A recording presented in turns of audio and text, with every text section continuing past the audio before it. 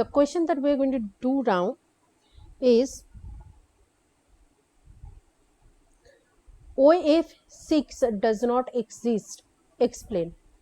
Now, in OF6, hypothetically, if it has to create, in that case, 6 fluoride fluoride atom will do a 6 bond with oxygen. It can do either ionic bond, it can do either 6 covalent bond.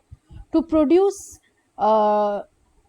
ionic bond, the oxygen needs to remove 6 H6 valence electron to create oxygen plus 6 oxidation state, and then only 6F minus through a ionic bond can produce OF6, which is impossible because to remove 6 outermost valence electron from oxygen, the amount of energy that is required is extremely huge.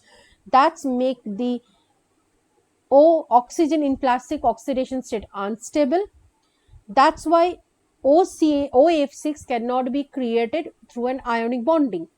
Now, the electronic configuration is oxygen is 2s2, 2p4.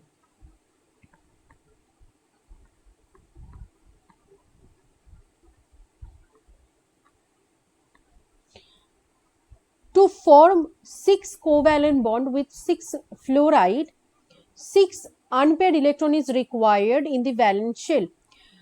Oxygen do not have 6 unpaired electron in the valence shell, in fact only have 2, and it does not have vacant d orbital, 2d orbital, so that it cannot, in the excited state, it cannot create 6 valence unpaired electron for the formation of 6 covalent bond. This is the reason why even in the through forming 6 covalent bond, oxygen cannot form OF6. The next question is, TeF6 undergoes hydrolysis readily, whereas SF6 does not. Why? Now, SF6 is octahedral in shape.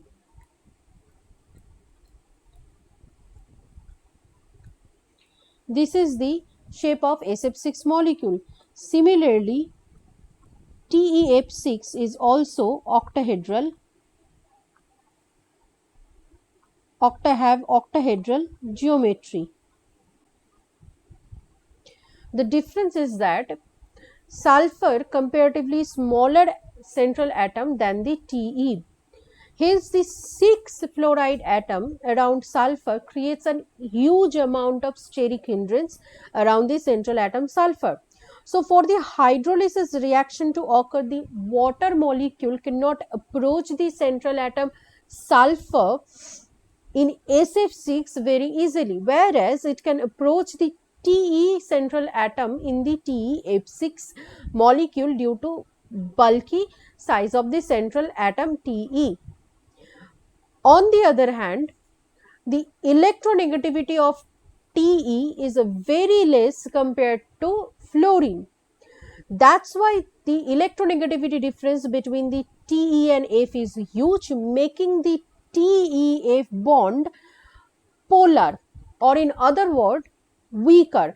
TeF bond in TeF6 is weaker. So, when hydrolysis happen, this Te bond can very easily be broken, and the hydrolysis process can very easily occur. That is not the case for SF6. In SF6, sulfur is comparatively higher electronegative than Te. So, the electronegativity difference between the sulfur and fluorine is not as much high as that in the case for TeF, making the sulfur fluorine bond comparatively stronger than TeF bond. Due to these two reasons, that the steric hindrance surrounding the sulfur atom and the comparatively stronger sulfur fluoride bond, the hydrolysis process of SF6 is SF6 does not easily readily hydrolyze, whereas TeF6 readily hydrolyzes. The next question is, SF6 act as both Lewis acid and Lewis base. Explain. Now, the electronic valential electronic configuration of sulfur is 3s2, 3p4, 3d0.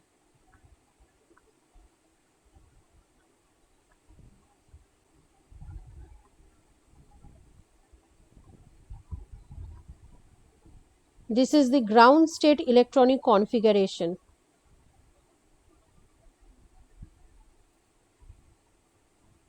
Now,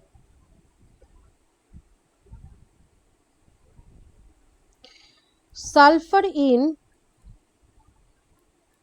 SF4 in excited state will require 4 unpaired electron to form 4 covalent bond with the fluoride atom. Hence, one paired electron from the 3p will be unpaired and will be excited to the 3d orbital, making 4 unpaired electron. And thus 4 fluorine atom can form 4 covalent bond. So, the structure will be this. Now, as there is a lone pair of electron,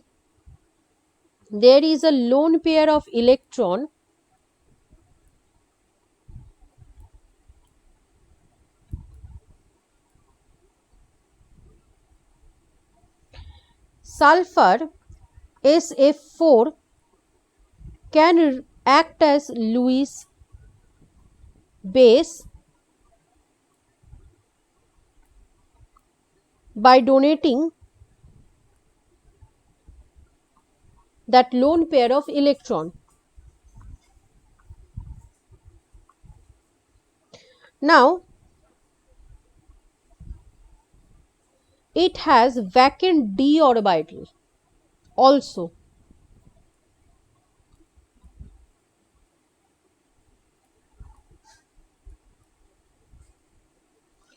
So, sulfur can also extend it octet and thus can participate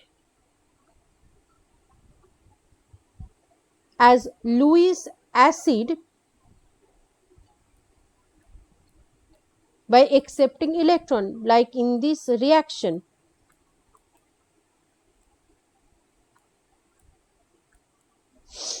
That's why SF4 molecule both act as Lewis acid and Lewis base.